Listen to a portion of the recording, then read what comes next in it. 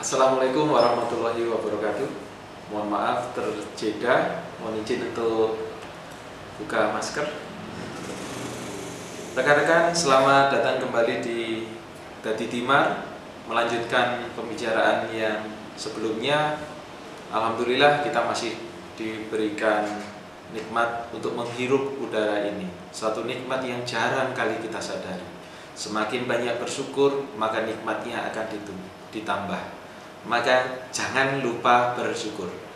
Rekan-rekan yang saya hormati, terima kasih sudah menunggu. Mudah-mudahan yang saya sampaikan ini bermanfaat. Kembali ke masalah RPJMdes. Jadi dalam penyusunan RPJMdes nantinya, khususnya untuk mereview dan merubah RPJMdes yang sudah ada, karena seperti yang saya sampaikan di sebelumnya, di channel sebelumnya, jangan lupakan nanti untuk memperhatikan Permendes PDT, ya.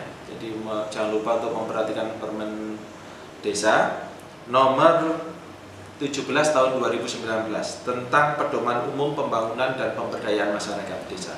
Jadi sekali lagi nomor 17 tahun 2019. Silahkan di-download, ada semuanya. Kita semuanya punya HP, di situ bisa dilihat di HP Android penjenengan. Permendes nomor 17 tahun 2019. Di sana ada teori-teori dasar untuk bagaimana kita memahami tentang RPJMdes ini. Rekan-rekan, dalam penyusunan RPJMdes ini yang terpenting adalah komunikasi. Jadi komunikasi ini penting untuk bisa kita memadukan perasaan kita, bagaimana kita memajukan desa kita masing-masing. Jadi komunikasi antara BPD, pemerintah desa, kemudian LKD dalam forum musyawarah desa. Nah, nanti kita akan kupas teori-teori dasarnya dulu supaya frame kita seperti yang saya sampaikan di awal itu sama. Nanti kalau sudah frame-nya sama, kegiatan itu akan menjadi mudah. Gaduhe rembug itu kalau rasa itu nyambung. Nah, ketika rasa itu sudah jadi satu, insya Allah nanti jalannya mau kemana itu mudah. Ibarat gending begitu, mau pelok, mau selendro, kita tinggal ngikuti. Tetapi kita selaku pelaku-pelakunya ini frame-nya sama. Nah, ada beberapa hal yang harus saya sampaikan, dan ini mohon maaf, bukan berarti saya mengajari, bukan saya berteoritis, bukan, tetapi ini untuk pemahaman kita bersama.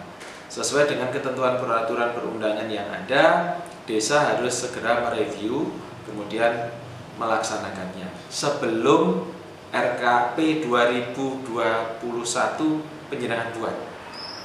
Saya kemarin ditanya oleh salah satu Pak Camat, ini yang didulukan yang mana, perubahannya atau RKP-nya?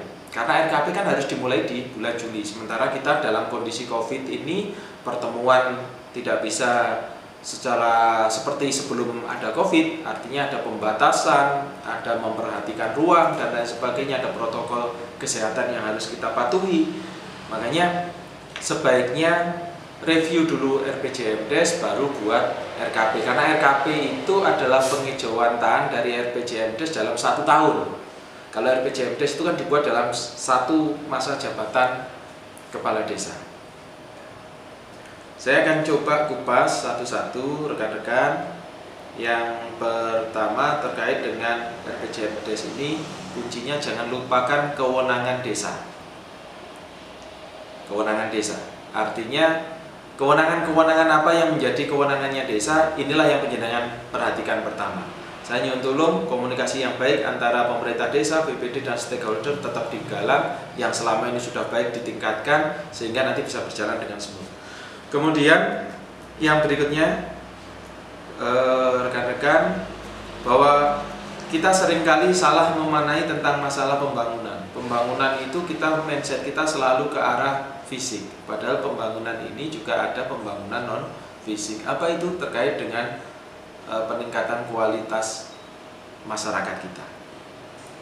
Jadi siapa lagi yang peduli dengan masyarakat kalau orang-orang seperti kita yang pelaku di dalamnya tidak peduli lagi. Makanya perumusan kebijakan itu menjadi hal yang penting. Musyawarah perencanaan pembangunan desa itu menjadi kunci nanti untuk tahapan berikutnya. Nah, kembali ke masalah RPJMDes tadi, karena pembangunan tidak hanya fisik, sementara kita kemarin sudah terlanjur banyak ke perencanaan ke fisik, tolong jangan lupakan pemberdayaan. Jadi fokus kita justru tidak hanya fisik tapi juga pemberdayaan masyarakat.